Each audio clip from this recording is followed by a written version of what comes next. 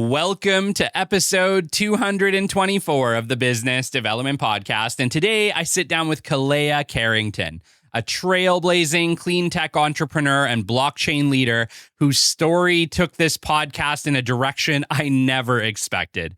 From unimaginable setbacks to leading national innovation, this episode was absolutely powerful and left me impacted for hours. You are not going to want to miss it. Stick with us. The great Mark Cuban once said, "Business happens over years and years. Value is measured in the total upside of a business relationship, not by how much you squeezed out in any one deal." And we couldn't agree more. This is the Business Development Podcast, based in Edmonton, Alberta, Canada, and broadcasting to the world. You'll get expert business development advice, tips and experiences, and you'll hear interviews with business owners, CEOs, and business development reps. You'll get actionable advice on how to grow business. Brought to you by Capital Business Development, capitalbd.ca. Let's do it. Welcome to the Business Development Podcast. And now your expert host, Kelly Kennedy. Hello, welcome to episode 224 of the Business Development Podcast. And on today's expert guest interview, I bring you Koleya Karringten. Koleya is a trailblazing technology entrepreneur and advocate hailing from Alberta, Canada. As the co-founder and CEO of Absolute Combustion International, ACI, she has revolutionized the clean tech industry with groundbreaking solutions that span sectors such as aerospace and oil and gas. With over a decade of experience in designing and developing innovative industrial combustion technologies, Koleya has led ACI to the forefront of environmental sustainability, championing reduced emissions, lower fuel consumption, and enhanced safety measures. Beyond her achievements in clean tech, Koleya is a prominent figure in Canada's blockchain ecosystem. She serves as the executive director of the Canadian Blockchain Consortium, CBC, and co-founder of the Canadian Blockchain Association for Women, CBAW, where she leverages her expertise to foster collaboration among industry leaders and government bodies, building the nation's largest blockchain community. Koleya's dedication to merging technology with social good has made her a powerful force in advocating for a fairer and more inclusive tech industry. Her passion for uniting diverse voices behind a common goal resonates in her roles as an influential public speaker, writer, and community volunteer. Raised in a family that valued business and innovation, Koleya's vision and leadership are rooted in lifelong commitment to pushing boundaries and challenging the status quo. She stands as a testament to the power of resilience and innovation, inspiring others to join her in creating a sustainable, prosperous future. With a relentless drive to make a positive impact, Koleya Karringten is not just shaping industries, she is shaping the future of Canada. Koleya, it's a pleasure to have you on the show today. Whoa, that's an intro. My God, I hope I live up to it. My goodness. My gosh, I screwed up my last intro too, and it's so funny because I fixed them all, so nobody will ever know. But my last one that I did to my throat, by the time I get to the end of it, it's like, you guys got to stop being so damn successful. I need you to quit being so successful, okay? I gotta, whatever you wrote, I gotta use as my bio when they start introducing me for like public speaking things. It's just like, Oh my goodness. I have wanted to have you on the show for quite a while. I think we chatted, I want to say like back in April, I want to say was when we first talked about having you on the show. And we've had a couple reschedules. You had a tragic, crazy accident on vacation. Thank God you're alive. Yep. But my goodness, it's great to have you here today. And, you know, you have been called the woman Elon Musk. And so, you know, honestly, after reading your story in Mike Mack's book, yeah, I might have to agree with that. You're quite the impressive person. I love that. I wish I had Elon's money, so I don't think I'm quite there yet. But like, you know, maybe one day. Well, it'll catch up. I'm fairly confident in that. So talk to me, you know, you have done so much. Obviously, I know a lot about you. I've read your book. I know your background. But, you know, for our listeners who are just meeting you for the first time, who is Koleya Karringten? Oh goodness, that sounds like one of those existential crisis kind of questions. Like, who am I as I go poise that to the universe? So just help me frame it. Like, what would you like to? Where would you like me to start? Yeah, take me back to the beginning. Like you grew up in an entrepreneurial family. Your father was an extremely successful entrepreneur himself. Take me back. What was it like growing up in a family like that? Okay. Well, how I actually like to preface this story because my dad's story is an important part of how my story kind of came to be. So my dad was raised in BC, young Black family. And my grandma I don't know if you ever saw the movie The Help, but my grandma would have been one of those women. She would have been one of the, ladies that came in, taking care of children, cleaning. And to make supplemental money, she had her kids get into music. So my dad was actually a musician most of his life, didn't finish high school. And then when he got out of music, he ended up meeting my mom. And my mom got pregnant with my sister. And my dad was just like, oh God, how am I going to make money? I think he was just doing construction at the time. And I don't know, he was a bit of a visionary even back then. He tried to figure out how to become a Fortune 500 executive without having to go back to school or work his way up a corporate ladder. He's like, there must be a shortcut to this. And so he did this like diagram and figured out that the one thing that everyone had in common that was a Fortune 500 executive is when they would come into town at that time, when you're talking like early 80s, there'd be a concierge service. They wouldn't really rent a car. They would rent a driver. And so my dad ended up getting a loan from the bank and deciding that he was going to create a ground transportation company, but he only wanted to drive around the Fortune 500 executives. By the time I was born, my dad had ended up raising, I think, close to $2 million. And again, you're going back to the 80s, so it was a decent sum of money, and started his whole fleet. I think by the time he was done, he had like 13 limos and drivers, and he toured around everybody, like CEO of Coca-Cola, Fortune 500 execs. And they would actually keep the partition on the window down because he would just ask them all these questions. So over the 8 years, it's like he went from having no education to a master's in business. By the time I was 3, my dad realized, he's like, okay, I don't have anyone to talk to. There wasn't like a CEO forum back then where, today you can go meet with other CEOs and talk about your problems. I think I was just like a really quiet, compliant kind of child. So my dad was like, I'm just going to talk to you about all the things that I'm learning. I know you probably won't understand it, but I need someone to talk to, and it's going to be you. So I started getting this like interesting education in business, just like everything that happened to my dad in the day. And then by the time I was 5, my dad realized he wanted me to be in business too. He's like, I think this is a really good path for a girl, but if you're going to be a woman in business, you also have to learn how to be a lady. So he started putting me in etiquette classes by the time I was 5 years old, because he's like, I just wanted to make sure that there was no room I couldn't sit in or door I couldn't open based on my manners. By the time I was 8, my father was contemplating like selling his concierge service, and anything that my dad did in terms of like education and training, he always brought me with. I was kind of like his little shadow or little protege or something.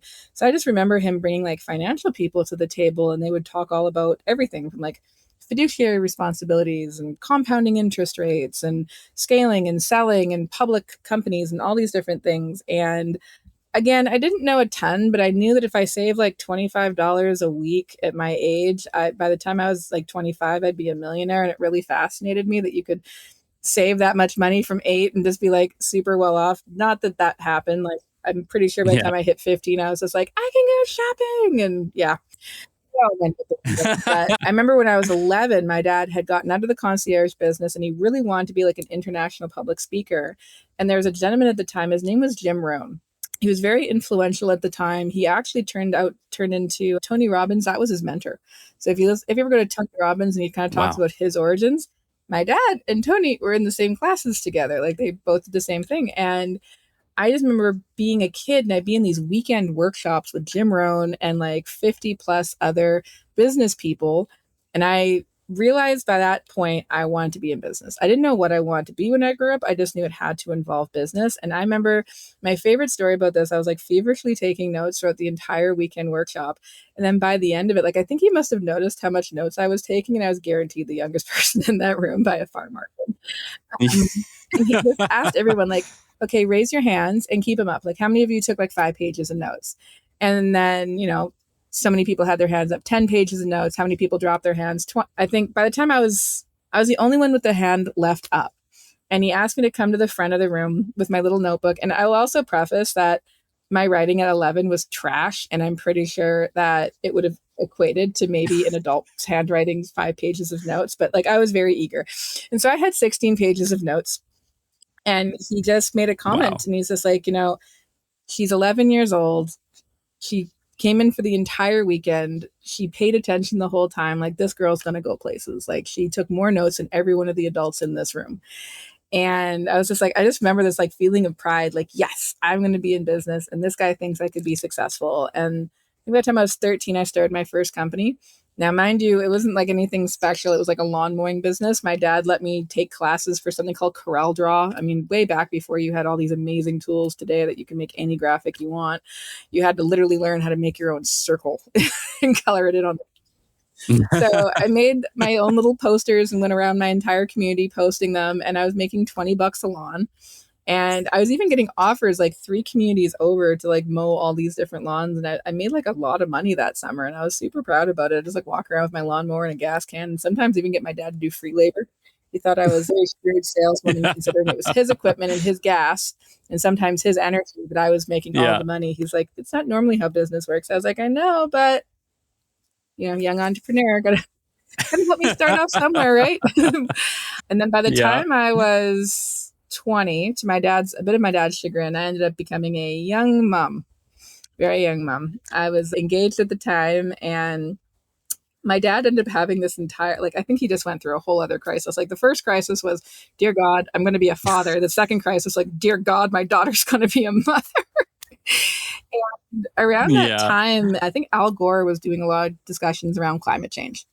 And we were, I think he was a lot more conscientious of what that could mean than I was at my age. And he was very concerned, like, is there going to be clean air? Is there going to be clean water? Is there going to be, like playgrounds that weren't previously landfills? Like, what's the world going to look like for, his grandchild when they hit 20? And so my dad decided that we were going to start a business. The business had to be a technology-based business. That technology had to benefit the environment, because if it benefited the environment, it would benefit the people in it. And I'm 20. I barely passed high school.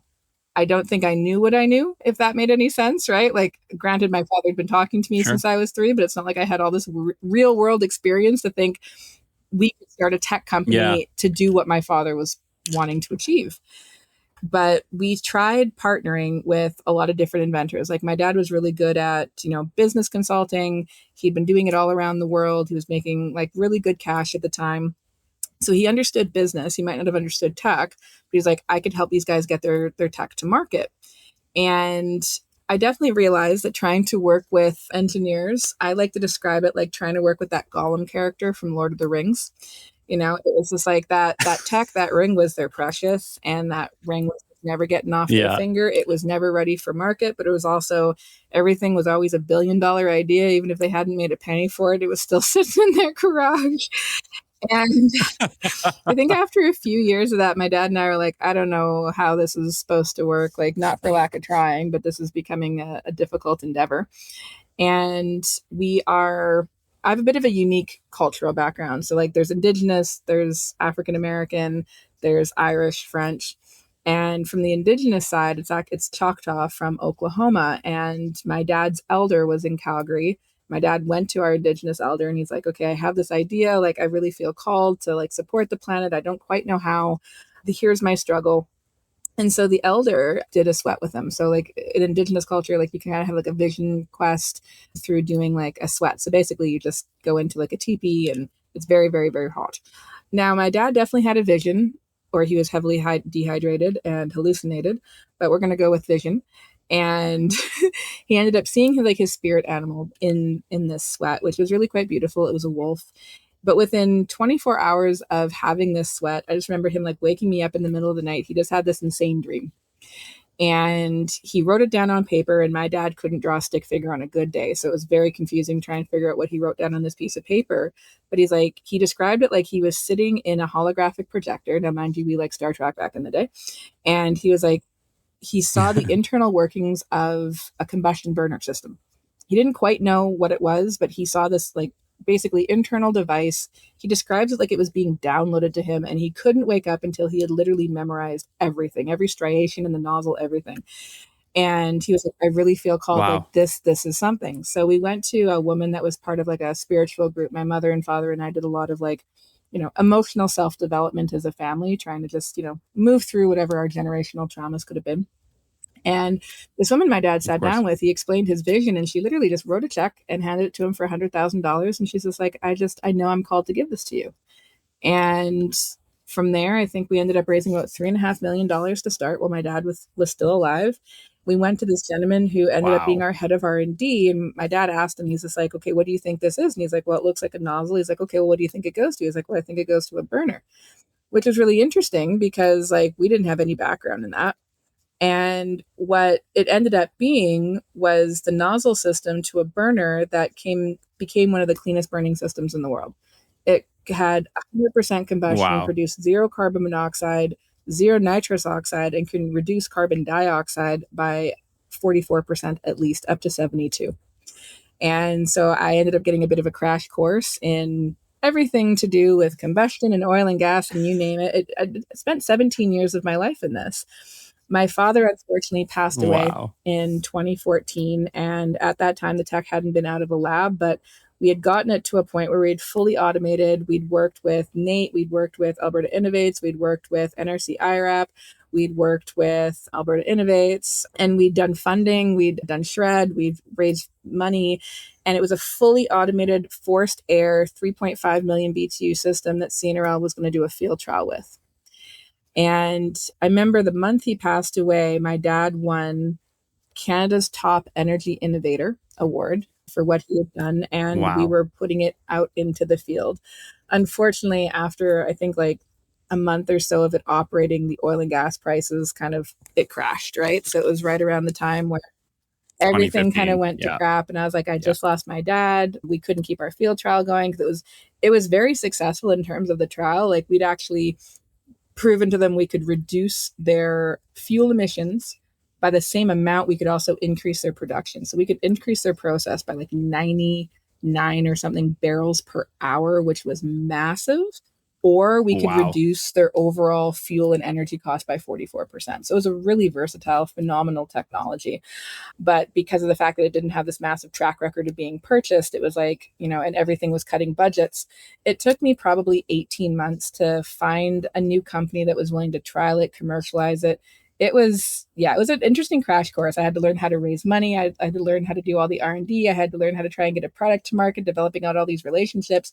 But my dad had done me a really big solid when I was working with him, and he sent me all around North America, and I got to learn from guys like Jay Abrams, George Ross, Eric Trump, Nito Cobain, all around like branding and partnerships and relationships. And I'd been mentored since basically I was 3, and I never stopped being mentored. So I Yeah. got to go to this women in leadership lunch, and I saw a woman named Suzanne West speak. And funny enough, this is how I got into crypto. If anyone's ever curious how I got in, this is how I got in. And it was my very first time trying to socialize and network. I was kind of nervous. I wasn't exactly an extrovert. But Suzanne spoke, and I just knew. I was like, I'm going to work with her. I have to work with her. I don't know how I'm going to work with her, but I'm going to work with her. And she taught me this really powerful message when she was talking. It was and not or. It was like you can be a woman in business and you can be a mom. Like you're not limited, right? You're only limited by your belief system, but you're not limited by what you can do just because of the fact that you're a woman or you're a minority or whatever it is that, you feel your bailiwick is.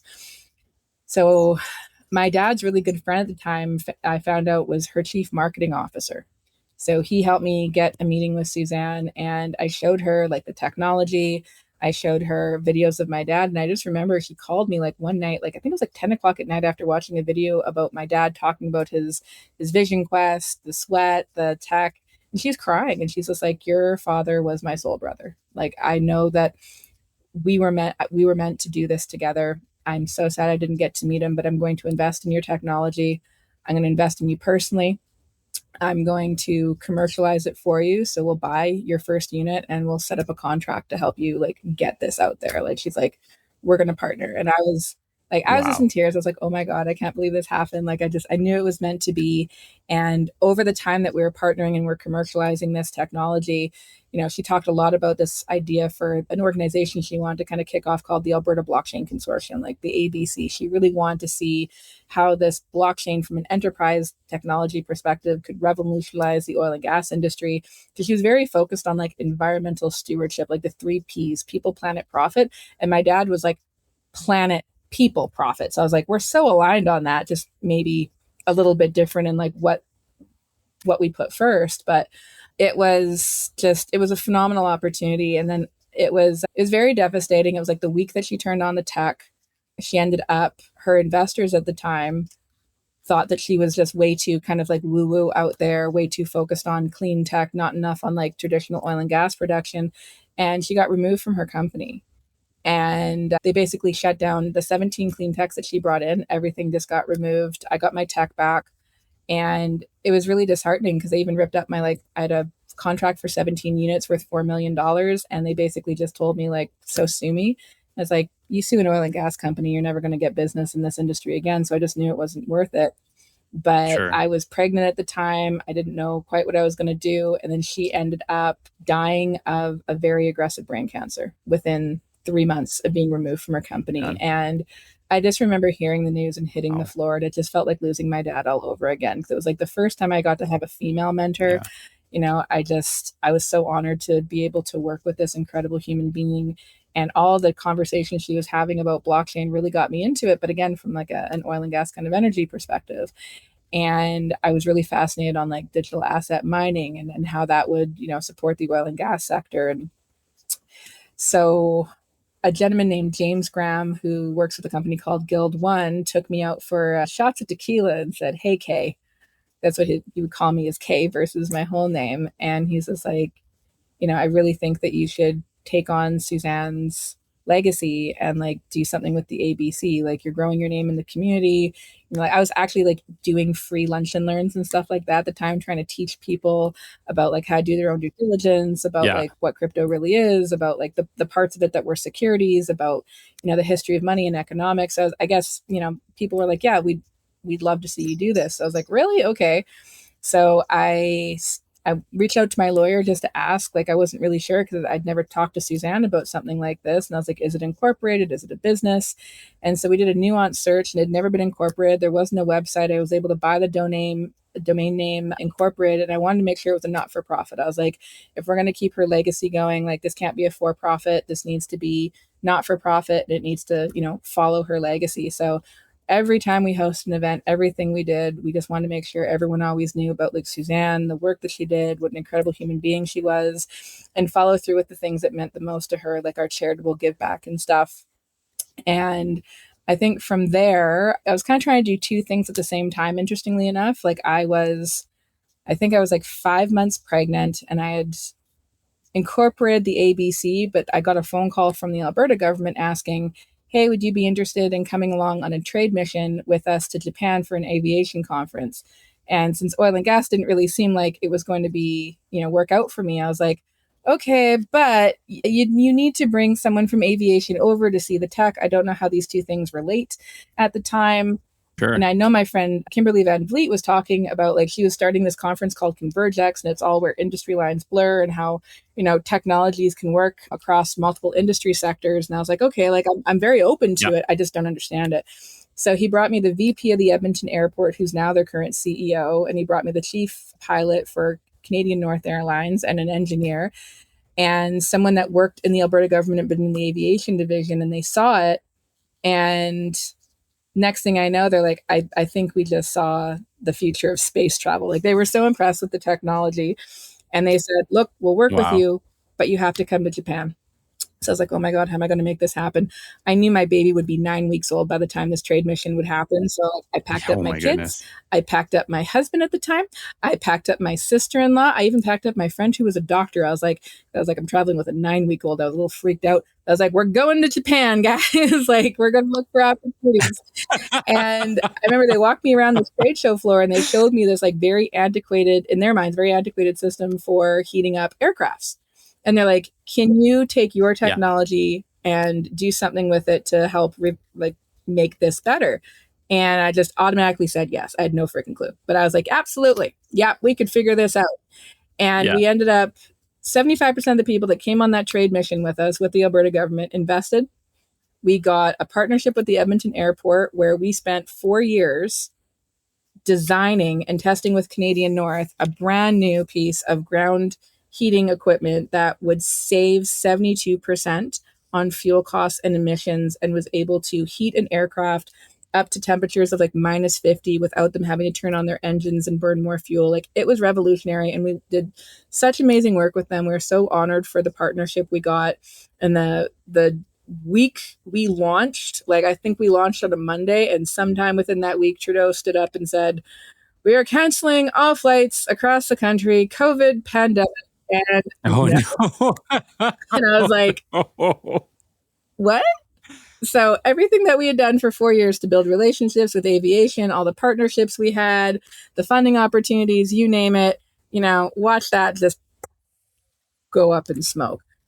But at the same time, my Alberta Blockchain Consortium, we'd been doing like a lot of in-person things. We just did our first Alberta Blockchain Week. We're hosting summits and symposiums. We're bringing in like the top Bitcoin experts from all around the world to come and speak. Like, we're growing it, and everything was growing based on being in person.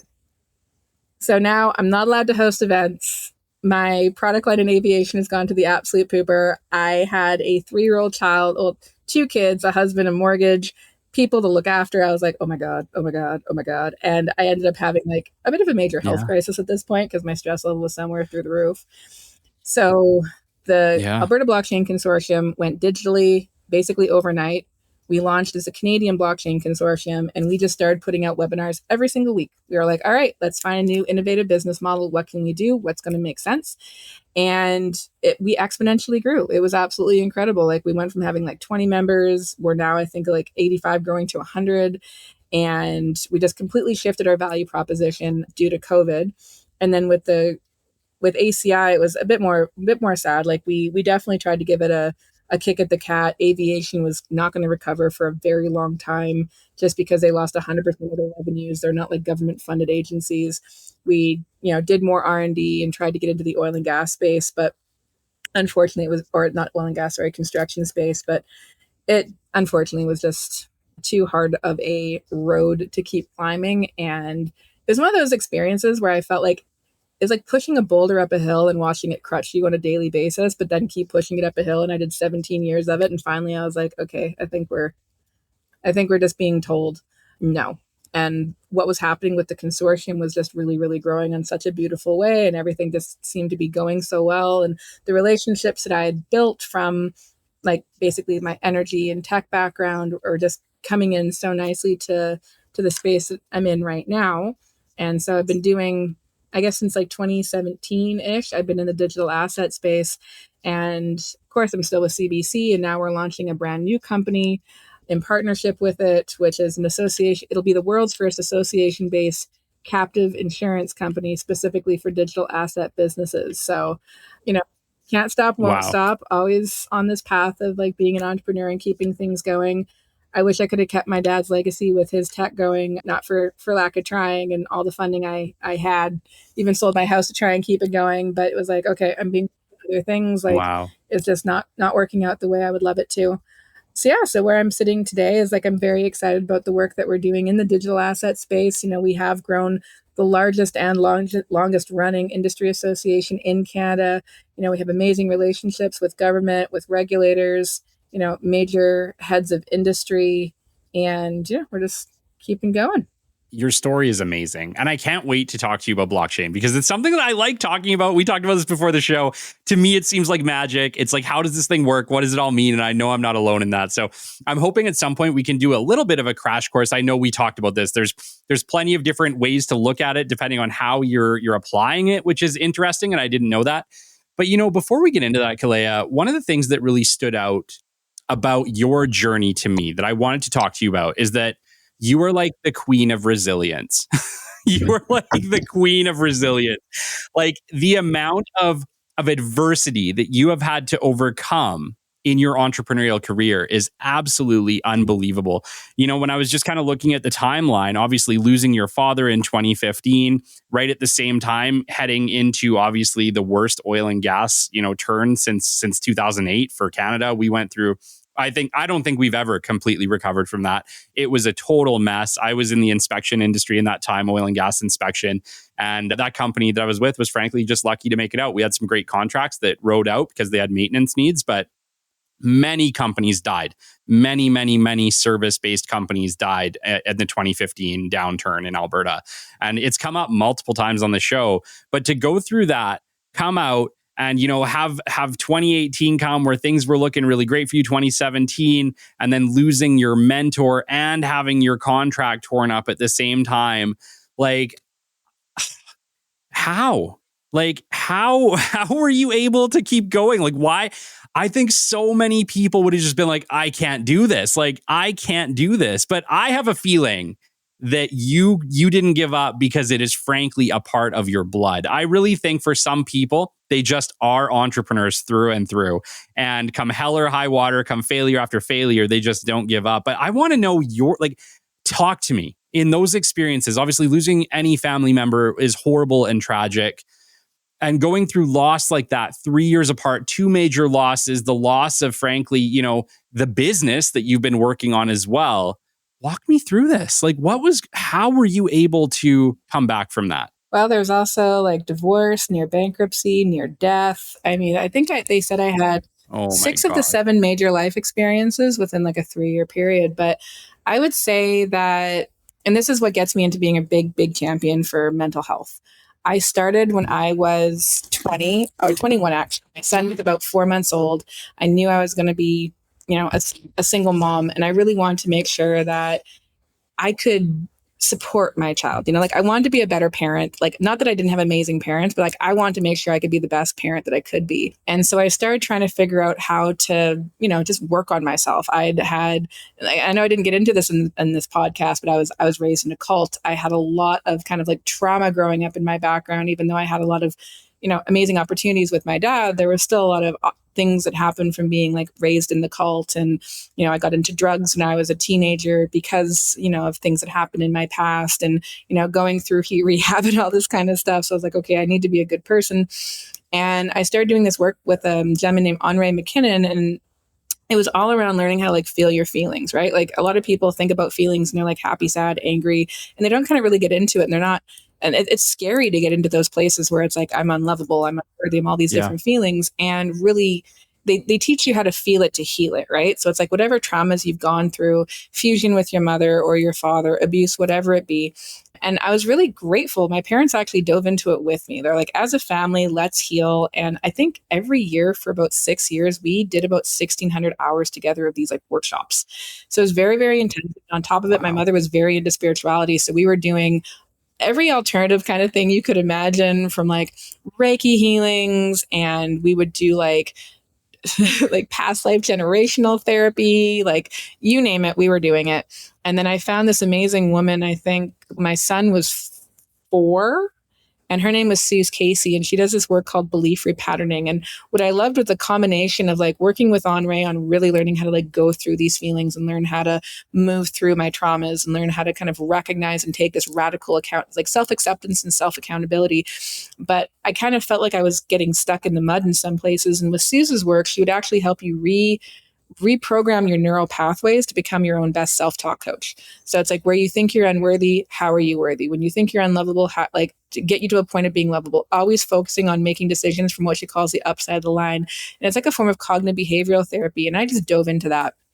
And to this day, I work with her every single week. I strongly believe that if you're going to be an entrepreneur and you want to have resilience, you need to learn how to navigate anything and everything and learn how to move through things, not get stuck in things, recognize where it's at. I did a lot of work with this woman named Byron Katie, and she really focused on it's an is. It is what it is.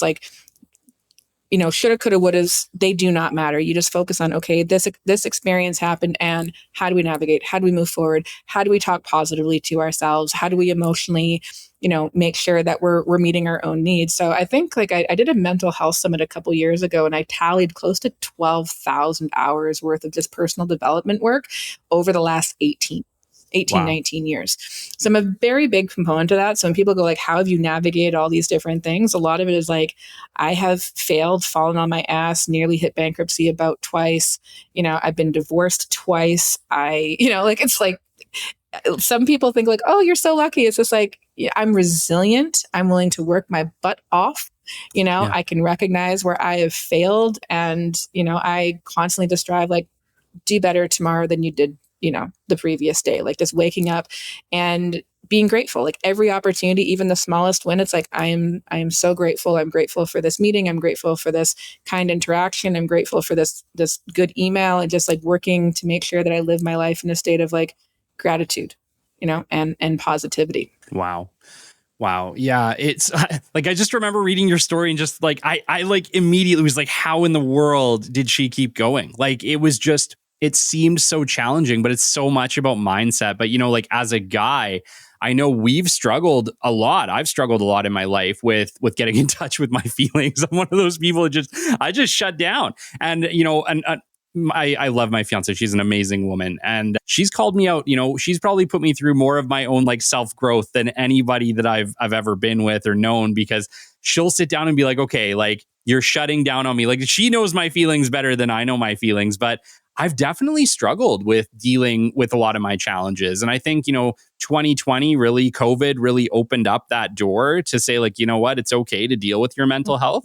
It's okay if you're feeling a certain set of ways, right? Like I was one of those people who just shoved it all down. I'm tough. I'll figure it out. I'll come out the other end of that. But it's like, my gosh, like I started to realize there are some really negative consequences to just burying everything that comes your way. And I know as a guy, I'm trying to do better at this.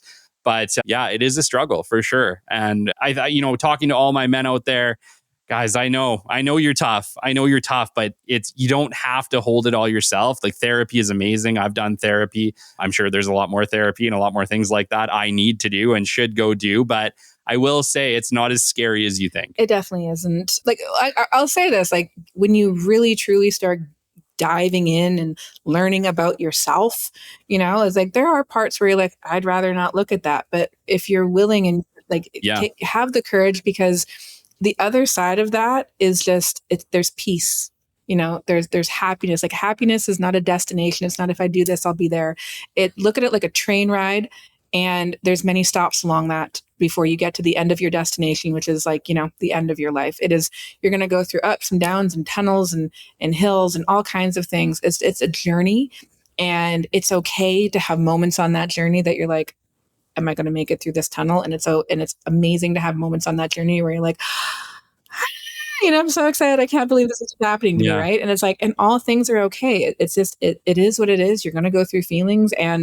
But if you're willing to take accountability and look at yourself, you're only going to benefit your own life and that of the people around you as well. Like, when men and women are both committed, like you will never go through more emotional challenges than you will when you're in partnership, right? Because when you're alone, your stuff doesn't come up. Yeah. When you're in partnership, all the stuff gets brought up. Your abandonment issues, your fear of rejection, your fear of, if she really gets to know me, will she still love me, right? And everyone's trying to they have different masks on, like I'm a mother, I'm a father, I'm a this, I'm a that, as opposed to just trying to figure out who they are as people, and just, it's a journey. It's a part of life. And I'm grateful. I kind of pushed myself into it at a young age, and can't stop, won't stop. Like I've tried everything from like PTSD therapy, EMDR, brain spotting, traditional therapy, alternative therapy, cognitive behavioral therapy, energy frequency therapy. Like one of my favorite things right now is actually I'm at this place called Nirvana, and they do a form of, how do I describe this properly? But they map your brain and they figure out exactly where your brain is sitting. Like how is the left side communicating with the right side? Is there inflammation in your brain? How are your neurological functions happening? And then they actually help you to rewire your brain so it works. It's like a reset. Like it works optimally. And I've done probably 30 something sessions over the last year. And I remember having a partner when I started, and I think 3/4 of the way through, it's like, my own energy, my own frequency, it just shifted so much that both of us are like, I think great people, but who I was when I met you and who I am now, not really aligned, but we can be friends, and wow. You really start to kind of, it resets your brain to really come back to a place. Cause I still had anxiety. I was still like, very nervous about relationships and am I good at this and that. And after doing all these sessions, it just kind of reset my head to be like, there's no more anxiousness, there's no nervousness, like all the brain talking that wouldn't shut off. I was like, wow, that was a really amazing thing. And the guy who leads that is like, a lot of people who've done work like you for like 20 something years who just kept kind of questioning, why isn't it sinking in? If your body and your brain aren't in line with your emotions and your energy, it's just like, it's so holistic how you have to kind of look at. I know we've kind of gone off on a weird tangent. It's not about blocks. But, no, that's okay. That is a part of entrepreneurship. You got to get your mind, your body, your spirit, everything aligned at the same time. You're trying to move your business forward. And when those two things are in sync, like beautiful things happen. Well, and it sounds to me like you've gone down this path for so long that you've been in it long enough to know that these are important things, right? I think like for younger entrepreneurs, or like, just take me, for example. I've only been an entrepreneur myself for 4 years. So in the grand scheme, I'm young. Like you got many, many, many years on me on that front. But, entrepreneurship, the one thing that I've really learned along the way is it is hard. It is a roller coaster of emotions, and it does get very lonely at times because, if you don't have a lot of entrepreneurial friends or family, you can really end up in this weird place yourself where you're like, who do I talk to? Because you don't want to drive your fiance or your wife, your husband crazy, right? And it's a really interesting journey that I feel like it's a unique journey that unless you are an entrepreneur yourself, it's really hard to understand. But like emotionally and mentally, it can be really, really hard. And the last thing that you can think about sometimes is, how am I physically? Like, I've hit many days where it's like, no, we're putting physical on the back burner and we're just dealing with the mental challenges that I have to deal with today. But yeah, it's like, balance is really hard. And it's come up plenty of times on this show. And, that was something I wanted to spend some time with you today, because when we talked initially, one of the feelings that I got was you did eventually find a balance. And so many people that I've talked to, they never find the balance. And I say balance looks different to every person, right? So the elusive work-life balance, like there's times where it's like, okay, I'm going to be on. Like I remember like from probably March until March, April, and May, it was like nonstop travel, constantly gone, busy. And then I was like, okay, I'm going to be home for at least 6 weeks. And in that 6-week period, it's kind of like my reset. It's like, okay, I'll take my meetings, but now if I'm going to travel, it's going to be with my kids. I'm going to do less meetings. So it's not like you're going to have times where you have to be on, and then you're going to have times where you have to pick your downtimes. And if you don't kind of book in your own downtimes, for me, at least, this is my strategy. I book in my downtimes so I don't burn out. Because I've had it where it's just like you're going 12 months of the year, you're never stopping, but then what's the point of life, right? Like for me, I love hunting. Yeah. I love my horses. I love riding in the mountains. I love dirt biking with my kids. I love camping. I love gardening. I love homesteading. I love making my own things, like my own body butters and my own condiments. And I like canning. I like freeze drying. So I was trying to find like, okay, the things that really bring me joy are all of this. And when I'm able to actually take the downtime, it's amazing how many wins come through. Like I remember I was on vacation. I took 3 weeks off and I was like, okay, it's my 40th. I'm going to Costa Rica and Panama. Just about every single day that I was away, it was just like invoice was coming out. It was just like, hey, we'd like to join as this member. We'd like to come back in as this member. We want to renew with this member. And I was like, yeah, that was pretty sweet. And then like, even in Jamaica, it's just like, I was gone and I probably did, 50 plus K in invoicing. It was like, woo, it's just like, wow. So It's, your business doesn't stop just because you take time off. And I think that's a big fear for people and that's why they don't find work-life balance. But, if you set things up well and you find that balance and you find that time to just rejuvenate yourself, it's like the work will always be there. Like you don't have to pause your life, pause the things that make you happy in life to be successful in business. Like you can do both, but it's what does balance look like for you? Mine is kind of go hard for a few months and then take a bit of a break and really reconnect and then go hard for a few months. But that's just me. Yeah, that sounds amazing. It also like, I know when we talked before, you're like, Kelly, typically I put in, roughly about a 4-hour workday at this point in my career. And it's like, I think everybody's just like, that would be amazing. Like if I only had to work 4 hours, that would be absolutely amazing. And sure, like, I'm sure you're killing it for that 4 hours. But I think that is something to aspire to. That's the right word. That is something to aspire to. And, talk to me a little bit about that. How did you manage to eventually achieve that? A really, really amazing executive assistant. I love it.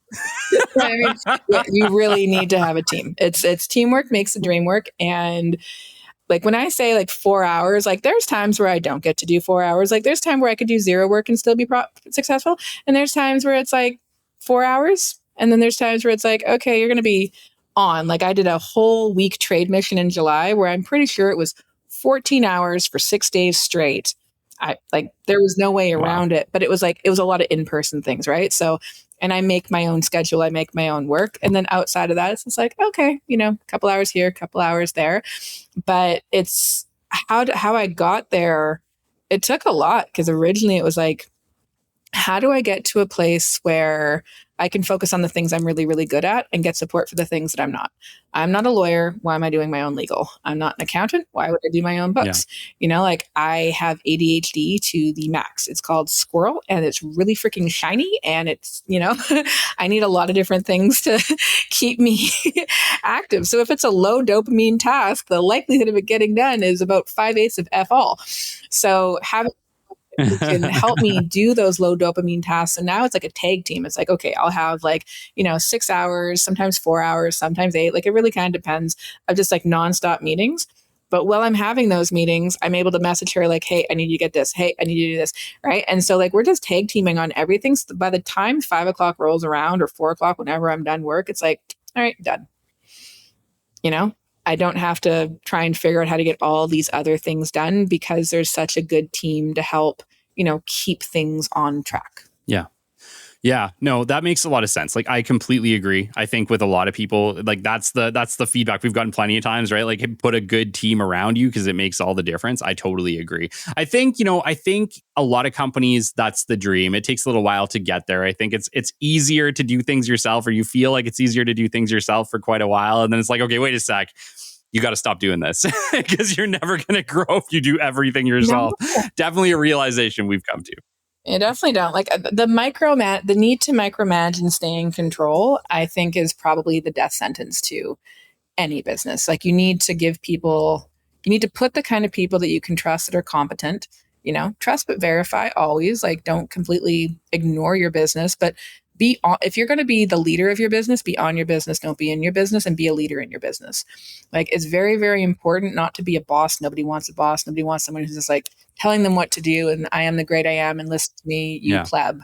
It's very like, I wouldn't ask my assistant to do something I wasn't willing to do myself. And my dad taught me that. It's just like, I don't care. You can be the CEO and you'll still clean that toilet. Right. Everybody is equal. There's no one better than or less than. You need to be able to trust that people are competent to do the job. If they prove that they're not, then okay, you learned. And maybe you learned in your hiring process, and maybe you learned in your policy process, and maybe you learned in your communication process, but you learned something so that next person that comes is going to be even more effective. Like I tell you, I definitely went through a series of assistants where I was like, oh my God. And I learned from each one where I was like, okay, is it my communication? Is it my policies? Is like, what is it to get to a point where I could find someone who it's like, I can collaborate with you. And I want you to feel like you work with me, not just for me, and understand, here's my working style. Here's how I can be at times, and really kind of explaining myself. She explains herself, and we find a way to like work together. But I have to give her tasks and trust that they're going to get done, and follow up sometimes when needed. But there's no way I'd be where I'm at right now. Sorry, excuse me, tickle my throat. There's no way I'd be where I'm at right now if I wasn't able to delegate and have other people support the work that I'm doing too. Yeah, no, absolutely. Absolutely. Agreed. Koleya, I wanted to get into the Canadian Blockchain Consortium. And the reason is, to me, I want to know the story here. And I get it. It was you and your mentor and you'd spent some time together, but how do you make that connection? You go from essentially an inventor, a technology inventor, and I get that they are still technology, but walk me through the connection. Where did the passion come from for blockchain for you? Oh, goodness. Okay. So I would say this is actually a multifaceted story because it's not just like one origin point, right? So when hearing Suzanne talk, I was just like, I loved her enthusiasm. I wasn't exactly from hearing her talk go like, oh, I need to be in crypto, right? What kind of got me in was two things in tandem. One, I saw my mother post on Facebook, if you want to buy Bitcoin, let me know. And I just sat there and I was like, oh my effing God. I was like, Mom, what are you doing? What is this? I didn't know about it at the time. I was just like, oh crap, what are you in now? Like, Jesus, Mom. Yeah. And so I show up at her house, and next thing I know, my freaking like 70-year-old aunt and my mom in her 60s are sitting there with this old man, like white-haired old man. Well, he's trying to explain to them why they need to give him cash to buy Bitcoin, where he makes like freaking 15% off of it. And then turn around once they get that Bitcoin and invest in something called USI Tech. And because I'd done so much in fundraising and I understood like securities law, right? I was like, hold on, why would you need to buy Bitcoin, which is like anonymous, and use that to buy into this company? You're not a shareholder at that point. You're in, like, it red flag went off for me. But my mom and they invested. Luckily, they lost everything they invested. It's not like they lost all their money. Like they were at least cautious. But it was like a good 10 grand between the two of them. And I was so frustrated because I was like, this kind of crap shouldn't be happening. Like, this doesn't make sense to me. And then at the same time, I had a company reach out to me that want to invest in my company. And they're like, yeah, we'd like to invest. We're a Bitcoin company. And I was just like, and they were talking about like, investing like $3 million for some percent of my business. And I just remember like leaving that going like, are you giving me like actual money? Is this like funny money? Like, what am I supposed to do with the Bitcoins? Like, I'm not giving you this much in my company for whatever your internet fund money is. And I called my lawyer immediately and I was like, I just had this meeting. I don't know what it means. And he's just like, well, that's really fascinating. Let me go do some research on the company, which they weren't very happy that I had my lawyer look into them for some reason. But hey, but I asked the guys that ran this company, I was like, could you just give me some kind of information? Like, just point me in the right direction. What is this? And I go to one of their events that they're hosting, and this guy named, I guess I probably shouldn't say his proper name, but this guy was there. And I asked, I was like, hey, could you teach me about Bitcoin? He's just like, nope. This guy could though.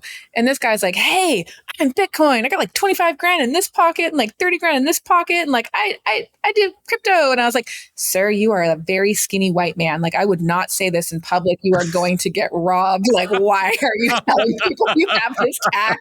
Like, what is going on? I was like, do you teach classes on this? He's like, yeah. I was like, okay, great. Can I sign up? So I signed up for his classes and I was like, so because I have a tech background, I just didn't get it. Like, he was trying to teach me about trading and, look on this TradeView site. If you see this go up like this percentage or margin and like buy in on this, I like everything about it was like, is this what this is? This like internet funny money? Yeah. I don't know. I'm not a trader. I can't get into trading. So it didn't make a lot of sense for me. I was like, and then all of a sudden this guy shows up. His name is Russ.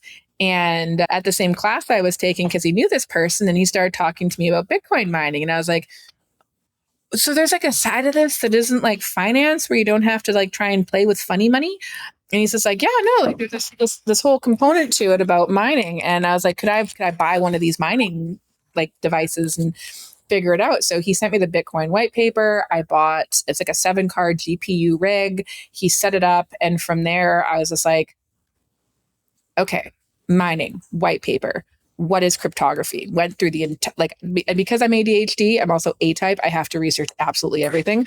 So the entire history of encryption, cryptography, learning about Phil Zimmerman, learning about the Enigma machine, everything. I was like, that is so fascinating. And then the mathematical component to it, right? Like, what are Merkle trees? What's the whole like math and science behind this proof of work mining concept? And I got so, kind of like a little obsessed with it. Ended up retrofitting my entire basement to have these like about 250 GPU devices running in tandem, mining, all these different coins. I was reading every white paper. I was like, we were staking, we were mining, we were doing all these different things. And I was like, I was working on ACI during the day on my combustion company. And then at night I'd be sitting there in like a freaking bathing suit trying to like modify these miners because they're so hot. And my kids were upstairs like, it's too hot in here. I'm like trying to figure out how to do cooling and venting. I'm like, oh my Lord, my obsession was epic. But from there, I realized after reading like every white paper I could find, I was like, oh my freaking God, these are securities. Like this, like 90% of this shit is a scam. Frick. And I just felt called. I was like, I don't want to get my mom scammed, like other people to get scammed the same way my mom did. So I literally started just like publicly posting free classes. Like, learn how to build your own mining equipment, learn how to do your own due diligence. Don't treat crypto, in a different way than you treat like a public stock, how to do your own due diligence, safety classes, all kinds of stuff. And then I started really getting into the economic side. So I started hosting really big events. Like the Blockchain Technology Symposium was my first like really, really big one. And I brought in like ministers from the NDP party. I had Alberta Innovates there, Nate there, all the AI companies, IoT companies, blockchain kind of companies, really focusing on the tech. And it was great. It was like 350 like C-suite executives, like, let's dive into what this technology is and what it can do. We flew in Safety and Moose to do a keynote. We had guys like Francis Poulier and Rodolfo, like talking about like privacy and security and Bitcoin and all this stuff. And like, you're talking like 2018 hosting this conference. And like, I just remember like Safety and giving like the ministers, like his book, like the Bitcoin standard. And I just dove in. I was like, everything about economics. Like after I learned about energy and proof of work and everything computational, then it was all economics. I was reading everything I could by like Murray M. Rothbard. I was studying Keynesian versus Austrian economics. I was like flying and taking classes by Safety. And I was like, okay, this now makes sense. Well, at the same time, I was asked like, because I was building a name for myself in this space, would you take on Suzanne's legacy and create this ABC? And so I will tell you one thing, this is not a very well-known story, but part of my willingness to do it was, one, I definitely wanted to keep Suzanne's legacy going. But on the other hand, I really wanted ACI to be successful. And I was working with an emotional intelligence coach at the time around kind of like emotionally intelligent marketing. And when I was working on like, what's my life goal, I was like, I'm having a very difficult time because I'm a salesman. Like when you're a salesman within your own company, who wants to answer the phone to a salesman? Like you see a 1-800 number, you block, you delete, like if you know you're being asked something, you're not inclined to take that call or want that meeting because you know you're going to be asked something.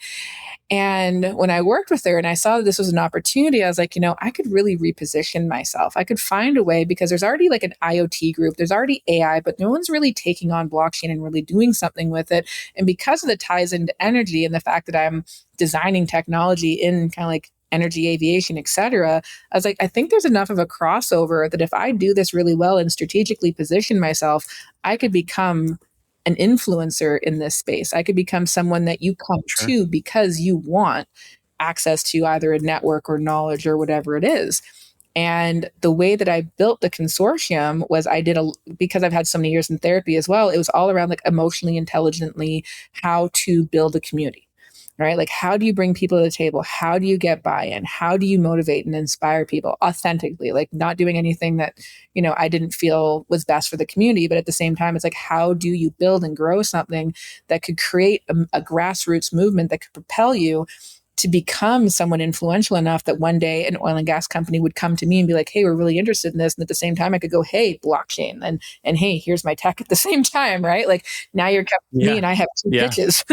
Sure. So it's kind of like, it was a great way, like synergistically, or I guess intentionally congruently, I was able to build my own brand and profile so I could be seen as something other than a salesperson, keep the legacy going of two people who are near and dear to my heart, which was my dad, who, with the technology, and Suzanne, with her vision, while at the same time I found a way to help create a credible enough organization that people knew if you worked with any single brand that's listed on my website, those are people I would tell my mother to do business with. And my mother does. She has accounts with these exchanges because I can trust them because I've vetted them and I've helped build a credible ecosystem. So now there's a place for people can go to get education, real education. You're not being pitched anything. No one's being asked. You're not being asked of anything. You're not getting investment advice. You're learning, specifically about the space, how to keep yourself safe in the space, and who Yeah. who are people that are worth partnering in this space because, they're also reputable and credible. So like it just fit within everything that I was doing. Yeah. So it's kind of a long drawn out backstory. No, I love it. I love it. And so you kind of led into the Canadian Blockchain Consortium, but can you just once again go a little bit deeper? Who is it for? Is it for companies? Is it for individuals? Who are the people who become your partners? Walk us through the whole kind of ecosystem as to what it is and how it works. Okay. So I would say that what it's evolved to now is it's very much like if you're a company. So if you are a digital asset mining company and you are looking at, either coming into the country or you're currently in the country, reasons why you'd want to be a part of us is, we will help with connections for you. We'll help you make the right connections. If you're coming into the country, we act like a consulate. We'll support you with legal. We know all the lawyers that you could work with, accounting, all the accounting firms that you could work with, consulting. Do you need access to power companies, utility companies, regulators, government officials that support with these particular files, all the concierge work, plus, do you want to expand your brand within this country? Do you want to speak at different events on key topics? Do you want to get embedded with the executives within this entire ecosystem? Is there particular provinces that you're focusing on, or is it just nationally as strategy as a whole? So companies that come in, we basically act as like business development, marketing, ecosystem building, connections, consulate. That's kind of where it would look from the finance side, very, very similar. But like, are you looking to, are you regulated? If you are regulated, what are some of your key issues? Do you want to get involved in the industry responses? Are you looking to get better relationships with banks? Are you looking at, bolstering up your cybersecurity? We have alignments with, law enforcement, with banks, with regulators, with, again, the law firms, consulting firms, accounting firms, et cetera. So it's very corporate driven as well. Like, so corporately, that's why you'd want to join. And at the same time, we also build the ecosystem through events. So we host events in every single province in Canada each year. We call it a mini summit series, and like just kind of bringing in the ecosystem, like talking about what's kind of prominent within different provinces. You go to Quebec, Bitcoin mining on hydro is a big conversation. Let's have events on that. You go to Ontario, Toronto, a little bit of mining, but you have Bay Street. It's very, very focused and exchange heavy. You come to Alberta, it's a balance. It's like the major custodians for digital assets are here, the miners are here, and exchanges are here, right? You go to BC, it's more of a Web3 community, more focused in on like the NFTs and the artists and, the metaverse asset tokenization and stuff like that, right? So there's so much going on all across the country, and we're here to support building that ecosystem, creating that credibility, and really finding this balance between bringing government, regulators, and industry to the table to make sure that there's alignment, for any kind of policies and legislations and what could be impacting the industry long term. And then there's the public relations side, right? It's like, how do we help educate the general people who aren't very aware of this and make sure that they understand as a whole, this industry is actually positive, right? Like I know they get a lot of the negative narrative from the mainstream news, but that's because the mainstream news is all about clickbait. It's like sensationalizing a story and negativity sells, which is very unfortunate. So, the PR to help educate, here's the jobs and economic growth and value it brings. Here's how it's going to transform the finance industry, but here's why it's important for you. Here's how it's going to transform the energy sector. But here's also why, for the general person, what it could mean for you, right? So helping with that kind of messaging. And then, a big component of what we do is also charity work, right? So partnering with, charities and different organizations and doing fundraisers that are going to support the local communities that we're going into as well. Okay. Well, now my wheels are turning because I think I have a much better understanding. But honestly, the further you go down this path, the more I'm like, okay, like, what does this really mean? Like, to somebody who goes to the store and I tap my debit card to buy something, the question for me comes in, how does blockchain or crypto integrate with the world we live in today, right? Like what is the connection between the energy industry and blockchain? What is the connection between, I guess, like traveling or buying things at the store and blockchain? Like, it sounds to me like you have such a futuristic view that we just can't understand. It's almost like you're living 15 years ahead of the rest of us. And so can you and I know I'm asking a lot here. I'm asking a lot of you, Koleya. bring us into your future. What does it look like? How does this all integrate? What happens? Well, let's start on so I live in Alberta, the province of Alberta, and we are the third largest energy resource in the world. So let's just kind of talk about what does that mean, right? In terms of equalization payments, if you're in any other part of Canada, Alberta is the reason why you receive equalization payments. We mine these resources, but we can't seem to get these resources to Tidewater, right? Like we can't seem to get them on a boat. Yeah. Our Alberta resources are very, very landlocked. Like America is our largest purchaser, but again, as the third largest reserve of heavy oil in the world or energy in the world, we're not utilizing this to the max capacity that we could that would actually support Albertans. Albertans don't have to pay for healthcare right now, and we don't have a provincial sales tax because of the royalties that are paid by the energy companies that produce the cleanest energy in the world. So I know there's some people that go, oh, dirty oil and gas. If the concept that somehow you're going to be able to run an entire country on solar and wind, that is the equivalent of thinking that you're going to run it on unicorn piss and fairy farts. It's not going to happen. Renewables rely on hydrocarbons to actually be able to operate. And here's a really good example. In Alberta, when we had that rolling blackout where we had to borrow 150 megawatts from Saskatchewan, it was because the wind farm in Alberta was not operational due to the cold temperatures because of the climate that we live in, and we had to go borrow power. Now, what does this mean for digital asset mining? Well, it means energy security. If you can't get your energy on a boat, you can't get it on a pipeline, and you can barely get it on a train, and you're landlocked, how do you use that energy supply? You can sell it. You can sell it through fiber optic cables. You can sell it through the internet. And the royalties that you make off of being able to sell it through the internet provide value to the province. Now, here's another one. Miners, when they come in and they do off-grid mining, so this isn't trying to connect to your grid. This isn't, oh, we don't have enough power on our grid to sustain it. We completely, fully understand and know that. We're not trying to come in and take away grandma's power. What we want to do is place these miners in an area where there's stranded resources that are currently not making it to market, where they can basically utilize the power, the resources of that region, and create a commodity that's basically sold on the international market, which is Bitcoin, and then be able to participate in what you would call curtailment or demand response. So because they build their own power generation sites, if the Alberta government said, hey, we need 150 megawatts and you have a 1 gigawatt site, yeah, happy, we can shut down this many miners within 3 seconds, put that power to the grid, and make sure that nobody has to turn off their stove, nobody has to turn off their washing machine. So you actually can create energy security while utilizing and mining resources in an environmentally sustainable way, because natural gas is one of the cleanest power sources in the world, right? They can be involved in our tier program.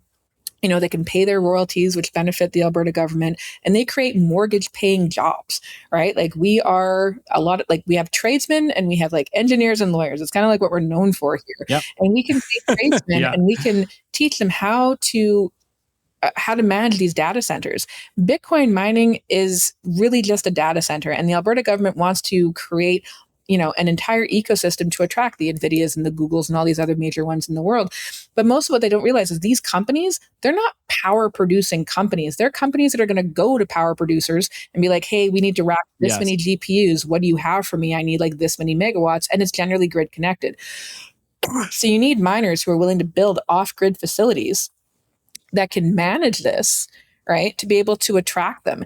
And by attracting miners, which is a multi-billion-dollar industry that can invest in this province, you'll attract, the whole metaverse, ChatGPT, AI, which is where the world is going, which is a multi-trillion-dollar industry, right? So what this could mean for Albertans in terms of jobs, economic value, being able to actually harvest our resources that are forcibly being landlocked. Like there's no reason why this shouldn't be on a boat. There's no reason why we shouldn't be supplying the entire other half of the country with clean energy. And to the carbon comment, it's like we have one of the largest forests across this country, and each one of those trees captures carbon. We don't emit as much carbon as these trees could absorb and capture, right? So it's a very clean, sustainable way of being able to utilize resources, support energy abundance and security, create more jobs, and create more wealth for this province. So that's a good way to me to look at it. But from there, then you can look at the financial side and you can look at Bitcoin. So that's like a whole history of money that we don't have time to get into. But as a really, really quick reference, right? Right now, the way that your money is being produced, it's followed by what you call Keynesian economics, which is spend theory, right? And with spend theory, the government believes they need to inflate your money by 2 to 3 basis points every single year. And by inflating the money and increasing the amount of money in supply, your M1, M2, M0, all these different ways that they metric this, they encourage and stimulate the economy. So here's what that means to every single person that doesn't study economics. You have one of the most valuable resources, which is your time. You cannot recreate it. You cannot double spend it. You cannot do anything but store it. And you store it through spending your time working and receiving money as remuneration for it. And you store that time and that money in your bank account, right? You exchange your time for money. That money goes into your account. And ideally, you want to use it towards, things that you're able to, reimburse it for down the road, trips and travel and things that make you happy, right? That's the exchange of goods and services, your time for money. When the government increases the money in supply every single year, that means that the value of your spend, right? Your spend power with those dollars that you're saving when you're, giving up your time for it, go down by 2 to 3 points per year. Now, when Bitcoin came out, it was in response to the 2008 housing crisis, right? What happens there is when you have, sub interest rates out there, 0% down, you've basically inflated your money supply, interest rates are kind of through the roof. People, when I think it was like the Dow Jones, something dropped. I think there was like a 700 point drop in the stock market on a Friday. Monday opens up. Everyone's just like, oh my God, what's happening here? People are having to foreclose on their houses because when the value of their dollar dropped, the value of their home was like, okay, we gave you a $500,000 mortgage for a house that was really only worth $450,000. We gave you the extra 50, put that money into the economy, go buy a truck, a car, whatever. You're encouraged to spend, right? You are not encouraged to save. So when there's a call and it's like your home is now worth less than what you owe on it. And now the mortgage lenders have to call that money back in and you don't have the money to pay for it. What happens? You have really no choice but to abandon your home. And there were some states, 1 in every 4 homes was being abandoned. We need something called sound money. You need something where your money cannot be hyperinflated by the government, cannot be double spent, cannot be manipulated. Because right now the government, your money isn't really real. I mean, if you think about it, your money's been losing value since the 1950s, since they've taken it digital with the invention of like the checkbook. And then you had the credit card and then you had Interact. Now your money is all kind of ones and zeros. And the bank doesn't have to hold your money. They do what's called quantitative easing. So if you put $20 in the bank, they can loan that out 100 times over. Right. So if you think that if anything was going to happen, you're going to get 100% of your money back, you'd be lucky to get 10%. Realistically, 5%. Wow. The Federal Reserve doesn't have to hold 0, right? The Canadian government maybe holds 5% of your money. And the craziest thing about COVID, the government increased the money in supply in Canada. I mean, the entire money that was circulating in Canada was increased by 200 times in 18 months. You have not felt the effects. Truly felt the effects of the inflation. It's not, maybe 5%, maybe 7%. You're talking about like a 20% jump within a singular year, right? That is a massive increase that you still haven't seen the effects of. That's why the housing market is going nuts. It's not just the carbon tax and everything else. It's the fact that you now have an unlimited supply of capital. It was coming in at $3 or $4 billion a week with a limited supply of goods, supply and demand. Unlimited capital, limited goods. What happens to the goods? They start to cost. Cost of everything is going through the roof. Right? So what does that mean for why Bitcoin, right? Like what does that mean for you? If you're storing your time for money and the government is basically robbing you of that by inflation, which really is theft, and then they're adding taxation to the inflation, you need some way of storing your money that is actually going to be able to either be stable and maintain value or increase in value over time. Now, I get that for a lot of people, when they think of Bitcoin, they think, oh my God, this is very scary. It's very volatile. But if you look at it from 2009, when the first Bitcoin was mined from the first Genesis block being confirmed, to now you're going from absolutely zero value, not a concept of value, to what, $90,000 Canadian per coin. I'm telling you, in a very short period of time, that is an exponential gain. Long term, like it's not a get rich quick scheme. That is not Bitcoin. It is sound money. It is digital gold. It is something that is, you cannot replicate it. You cannot double spend it. You cannot inflate it. There will never be more than the $21 million in supply. So to me, if a country actually either held this asset on its balance sheet or backed their digital dollar by Bitcoin, you need an asset to back your dollar by. We don't have that. We have what we call GDP, like gross domestic product, which basically the gross domestic product is people. So when you do your census report, they determine what tax dollars they have available based on how many people. That's why you're required to do it. And they figure how much debt they can take on based on the amount of taxation dollars they can get over a long period of time. Currently, Canada's debt to GDP is 385 times. So, I mean, corporate debt, government debt, and personal debt is 385 times that of what we can bring in to pay it off. Greece wasn't this bad. Oof. Like France wasn't this bad. We are the worst in the G7. Your dollar is going the way of Venezuelan petro. It is just absolute trash at this point. And the current federal government are not helping this situation. Interest rates will not fix this situation. Your cost of living is only going to get worse. I will not hold fiat currency anymore because of this exact reason. So I want to encourage Alberta to be the destination for Bitcoin mining and for the digital asset industry, because I would like to see the Alberta government put Bitcoin on its balance sheet. I would like to see, an incredible abundance of this industry in this province to help educate our people on, you need an alternative form of money. You need a way to save. I don't want to see people, when the dollar finally collapses, and to me, I know this is going to sound kind of doom and gloom, but how does your dollar not collapse when your debt to equity ratio is that bad?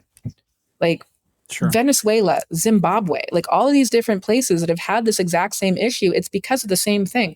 When you have too many dollars, when your government has nothing to base it on, right?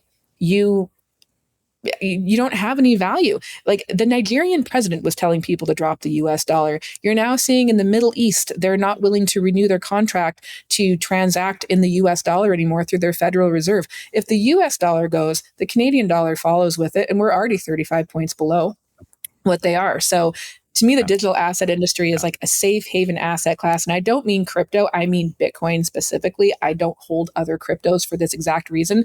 The reason why I don't like the other cryptos is most of them follow a Keynesian economic principle, right? It's like they're constantly producing more of it. I'm just not a big fan of it. Same sound problem. Money.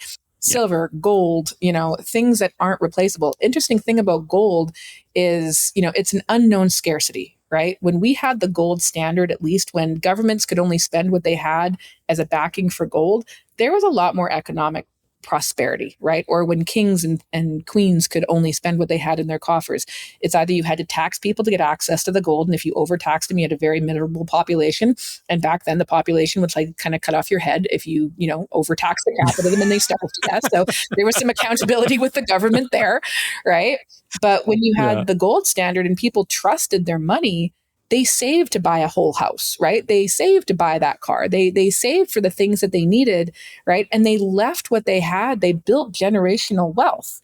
The second you started quantitative easing and you started taking things off the gold standard, World War I did that. You had Roosevelt give us the American greenback in the 1913s.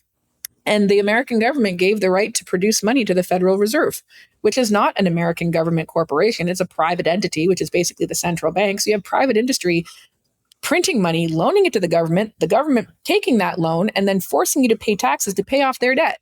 And what are you getting to spend your money for? Like your taxes, what are they going for? I still have potholes in my road. The education system is trash. No kidding. Where is this going? Yeah. So I think that, through supporting the, adoption, or not adoption, but like supporting harvesting our resources to support the soundest money the world has ever seen, and then encouraging our financial system to adopt sound money principles and showing the value of things like Bitcoin, or at least getting people to learn how to store, in this asset class. I think there's huge value to that, because I'm looking at the financial landscape in Canada right now, and it's like, it's scary. Your children's children won't pay off the debt that this current prime minister has put us into. That's probably not the path that you want me to go down, but that's kind of why I'm so passionate. So sorry. Look at everything from mental health. No, this is awesome. Okay, I was literally going to ask you before we went on this tangent. I was going to ask you, do you think this is something that the average person should get smart on? Now I know the answer is absolute resolute yes. 100% we need to get smart on the future, on the future of all money for the most part and economics. But, obviously one of the challenges with Bitcoin or crypto or anything along these lines is that people don't know where to go. If people haven't started this journey, they're hearing this for the first time. You scared the bejesus out of them, by the way. There's a lot of people that are like, oh my God, right now. But if they're in that moment and they're freaking out a little bit, do you have like a book or something that you can recommend to them? Safety and a Moose wrote the Bitcoin Standard. It is the Bible. It is the reason that Michael Saylor, and he publicly said this, the reason Michael Saylor got into Bitcoin is he read the Bitcoin Standard. Saifedean is a brilliant, brilliant man. He is a PhD economist, right? He has taught. His book is brilliant. The Bitcoin Standard is where you need to go. You can get it on Audible if you don't like to read. He's also written The Principles of Economics, and he wrote another book on fiat currency. I highly recommend that's a starting point. Understand the history of money. Because if you understand your history doesn't repeat itself, right? It's an interesting thing with human beings. Every generation, we seem to keep repeating the same patterns. Understand the history of money, because what we're experiencing today is something that has been experienced for centuries. A lack of sound money has collapsed every major civilization around the world. People who live in Western economies, because you haven't been in the Nigerias and the Venezuelas and all that kind of stuff, we really truly sit in privilege. And because of that, we cannot conceive of the way that we currently live life changing and altering.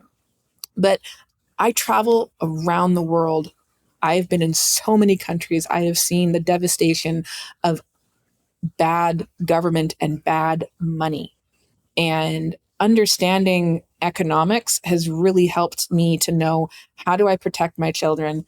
How do I protect, myself? How do I encourage people to start seeing what could happen? I'm not doom and gloom going, oh my God, the world's going to blow up in World War III and nuclear bombs are going to drop and right? Like, it's not that. It's like, just look at the history of money, see what's happened around the world. Look into what's happened in Italy. Look at Asia right now, in China, they just lost 20 banks. Do you know how many banks are going under in America right now, and people are not able to access their bank accounts? Do you know how many places around the world right now, like Australia, is not letting people pull out cash? The UK is telling people that if you spend more than £1,000 in cash in a single transaction, you're now in the gray market. Why are they forcing you to go cashless? Right? Because it costs so much money to print it. If you don't have to print it, you don't have to back it by anything. It's just ones and zeros, and then they can introduce the central bank digital currencies. Because everyone's in so much debt. China increased their money in supply years ago, by 2%, which was trillions of dollars. Nobody noticed. And guess what they did? They just ones and zeroed, increased their money in supply, and then they started loaning it out. America owes China money. Canada owes China money. Like, they're printing your money, and then they're loaning the money, and then we're stuck paying for this debt through our tax dollars, and we're getting taxed through the teeth. Yeah. No, I agree. I think any way that we can figure out how to keep more of our money in our pockets, I'm on board for that. Like, you're absolutely right. In Canada, our taxes are bonkers. Our inflation is through the roof. We have a family of 6. Going to the grocery store at this point might as well be like paying a mortgage. It is absolutely ridiculous what has happened in the past few years.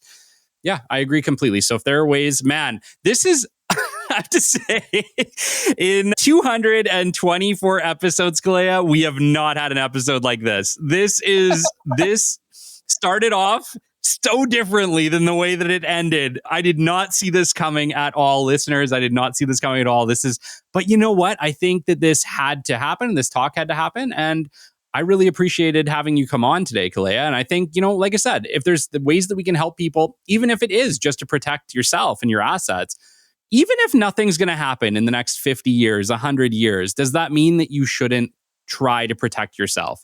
I don't think so. I think you should protect yourself regardless, because we never know what could happen. You know, honestly, I'm a big fan of sovereignty. All right. So like the whole reason I'm in everything that I do right now is like, I think that people should have the right to take care of themselves, the right to bodily autonomy, the right to, financial prosperity.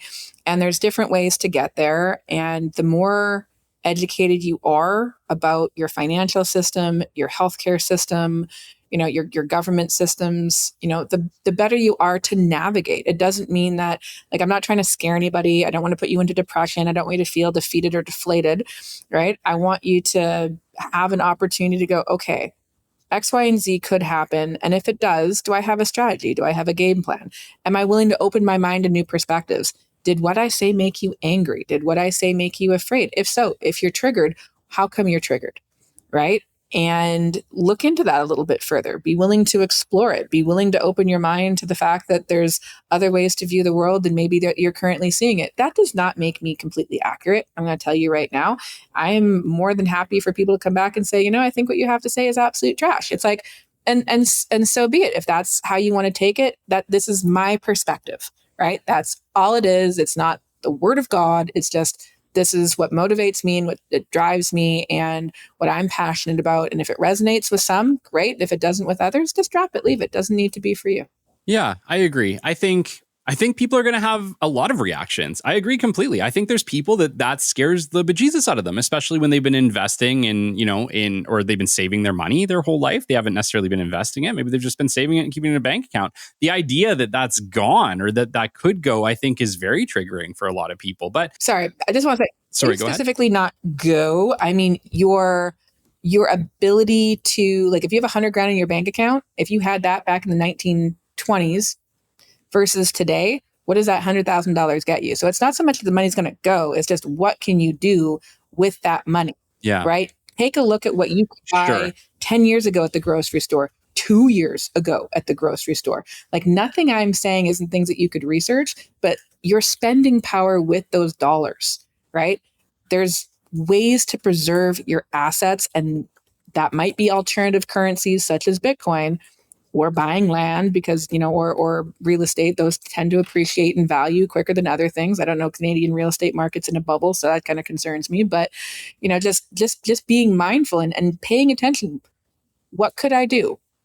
Can this be fixed? Do you think a new government's going to come in and somehow eradicate what's gone on, all this new money that's been introduced and supplied? Very unlikely, right? So you're going to be in a situation where you're going to see inflation for a while. And what does that mean? And is there a way for you to protect yourself? Just start looking at it. Yeah, no, I love it. I love it. Yeah, essentially, shrinkflation is a real thing. Like, you're seeing the sizes of everything in the grocery store going down and charging the same price for it, right? Like, they're hiding it in very, very, maybe not hiding it, but it's not observable. If you're not paying attention, you're not seeing what's happening. But even like you look at your pack of bacon, it's gone down to like 375 grams from 500 grams. Like, right. It's little things like that you're just not quite seeing, but that's how they're hiding it. But yeah, it is interesting. And I think we are seeing it and we're trying to figure out kind of how to handle it. But I think you're right. Anything that can preserve your money long term is going to be the way to go.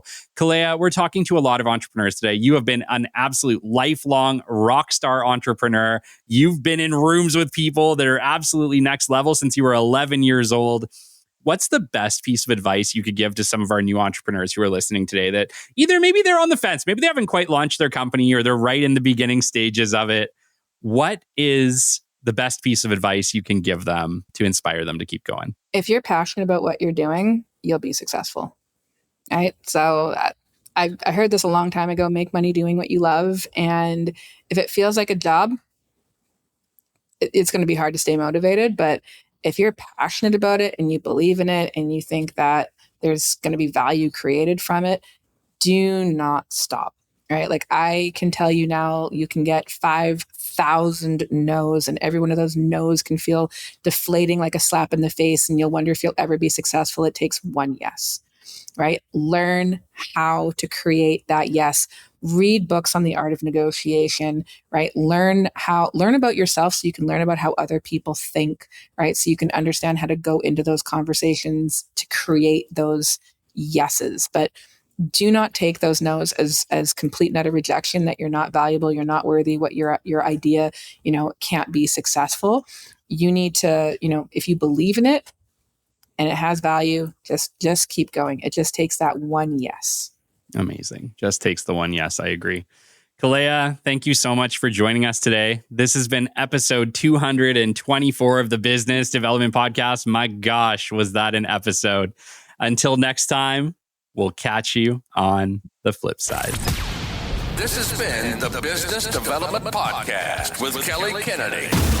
Kelly has 15 years in sales and business development experience within the Alberta oil and gas industry and founded his own business development firm in 2020. His passion and his specialization is in customer relationship generation and business development.